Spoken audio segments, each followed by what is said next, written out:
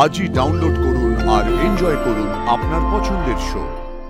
আপনার কাছ থেকে উত্তরটা জানার জন্য কিন্তু আমি নাটক করে লকআপের ভেতরে ঢুকেছি, তাই উত্তরটা না জানা পর্যন্ত আমি এখান থেকে কোথাও যাব না।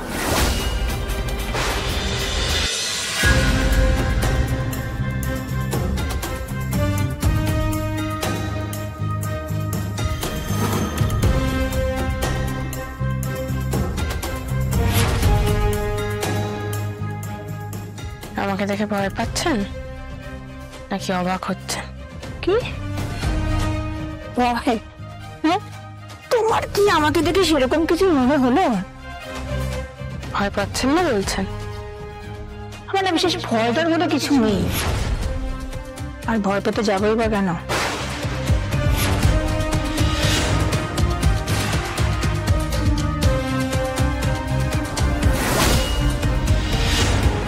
মাঝে মাঝে ভয় পাওয়ার জন্য ভয় পেতে হয়। জানেন, আমার এমন একটা অবস্থা হয়েছে না এখন, আমি যা খুশি তাই করতে পারি। আমার এখন যে অবস্থা হয়েছে না, আমি চাইলেই এক্ষুনি আপনার টুকটিটা চেপে আপনাকে মেরে ফেলতে পারি।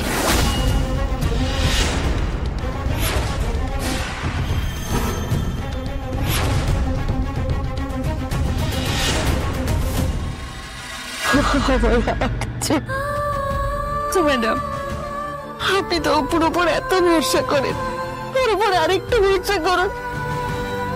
ও যখন মরে গেছে, ও নিশ্চয় আর্য স্যারকে ফিরিয়ে আনবে। এইবার বুঝতে পারছেন তো মাদার-ইন-ল, ওর উপর ভরসা করার কি অবস্থা হয়েছে? ভুলটা বুঝতে পারছেন তো আপনার? এভাবে বলো না তুমি। তা কিভাবে বলবো? ডাক্তার না ওই মেয়েটাকে না ভগবান ভেবে নিলে, ভাবলে ও যে কোনো অসাধ্য সাধন করতে পারবে। অদ্ভুত, যা করার তো ওই করছে, বাকিটুকু ও করবে, এটাই আশা রাখি। তারপর যদি আপনাদের এই আশায় ভরা ডুবি হয়, তাহলে তখন বলতে পারবেন তো যে আপনার মেয়ের জন্যই এইগুলো হয়েছে? সবকিছুই কি অপুর জন্য হয়েছে মানসী ম্যাডাম? তা নয় তো কি, অপুই তো ওই ইঞ্জেকশন দেওয়ার কথা বলেছিল।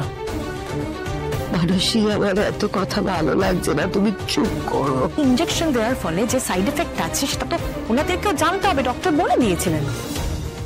এছাড়া তো আর কোনো উপায় ছিল না দাদাকে ভালো করার। ভালো হতে গিয়ে খারাপ হওয়ার থেকে উনি যেমন ছিলেন তেমন থাকতেন, হেঁটে চলে বেড়াচ্ছিলেন। এখন কি অবস্থা, তার থেকে তো এখন এই শুনুন, আপনার কথাগুলো মীরা ম্যাডামের মতো শোনাচ্ছে কেন গো মানসী ম্যাডাম? হ্যাঁ, সব ব্যাপারে আমার মেয়েটাকে দোষারোপ করা হয়। শুনে এটা হাসপাতাল, এখানে এভাবে কথা বলো। তুমি একতরফা বলে যাবেন, আমি শুনে যাবো?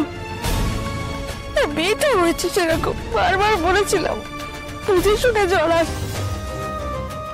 নিজের সবটুকু দিয়ে চেষ্টা করো। এইভাবে তো কি করবে বলো তো? নিজের লোকের জন্যই তো করছে। যেটা ওনারা বুঝতে পারছেন না, সব দোষ তো দিচ্ছে আমার মেয়েকে। কার ভুল কার দোষ আমি কিচ্ছু জানি না, কেন এরকম হলো সেটাও তো বুঝতে পারছি না। শুধু এইটুকু জানি, আমার ছেলেটা মৃত্যুর সঙ্গে লড়াই করছে ওখানে। তার কিচ্ছু হবে না, তুই চিন্তা করো না। তাতে সব সময় ভালো ভালো ভাবলেই কিন্তু ভালোটা হয় না অর্ক। প্লিজ মানসি, এইভাবে বলো না। দাদার যদি কিছু হয়েছে তাহলে আমি তো বাঁচবো না। ডাক্তারবাবু, ডক্টর, দাদা কেমন আছেন? একটু বেটার? না, একই রকম, কোনো রেসপন্সই করছেন না উনি।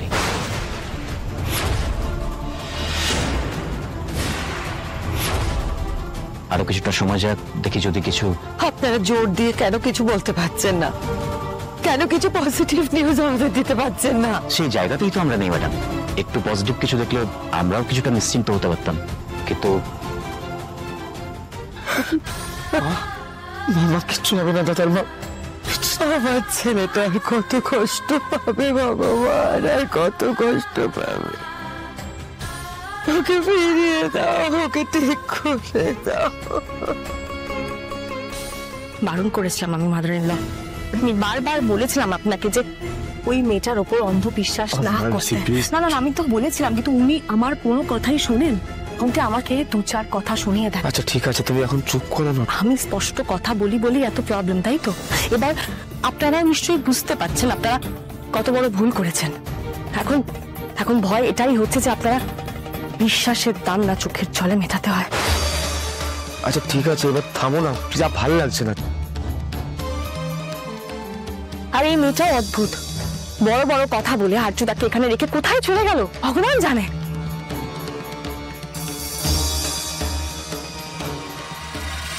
আর্য সিংহের এই অবস্থার জন্য আপনারা সবাই তাই আপনাদেরকে এই উত্তরটা আমাকে দিতেই হবে। জানেন তো, তুমি না বাঁচলে আমার বাঁচা মারা সব এক। তাই আপনাকে যদি আমি এখন মেরেও ফেলি, শেষও করে ফেলি, আমার কিচ্ছু যায় আসবে না। আর ক্রিমিনালকে মেরে জেল খাটতে আমার কিছু হবে না। তোমার ভুল হচ্ছে, আমি কিছু করিও নি আর কিছু জানিও না।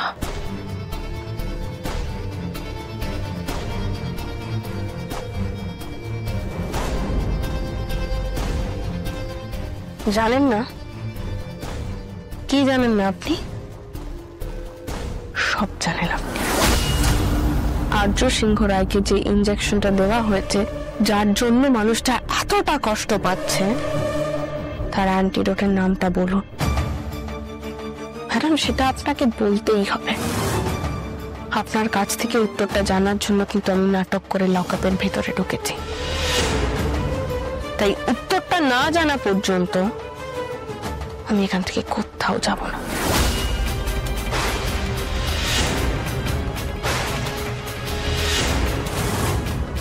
অফিসার, এক্সট্রিমলি সরি, আপনি একটু বোঝার চেষ্টা করুন। এরকম তো হয়নি। আপনার নাকি এসব করার জন্য এখানে এসছে? হার্জর ওদিকে কি অবস্থা কিচ্ছু জানি না, আর ওইখানে ঝামেলা করে ব্লকআপে ঢুকে গেল। আচ্ছা তুমি এখন এখানে ঝামেলা আর করো না। আমি কি ঝামেলা করার জন্য কথাগুলো বলছি কিঙ্কর? হ্যাঁ শোনো, তুমি একটু উত্তেজিত হয়ে গেছে তো, এখন একটু শান্ত হও। তুমি সিচুয়েশন একটু বোঝার চেষ্টা করো। সিচুয়েশন কি বুঝবো? সিচুয়েশন তো দেখা যাচ্ছে, দেখো সিচুয়েশনটা কি।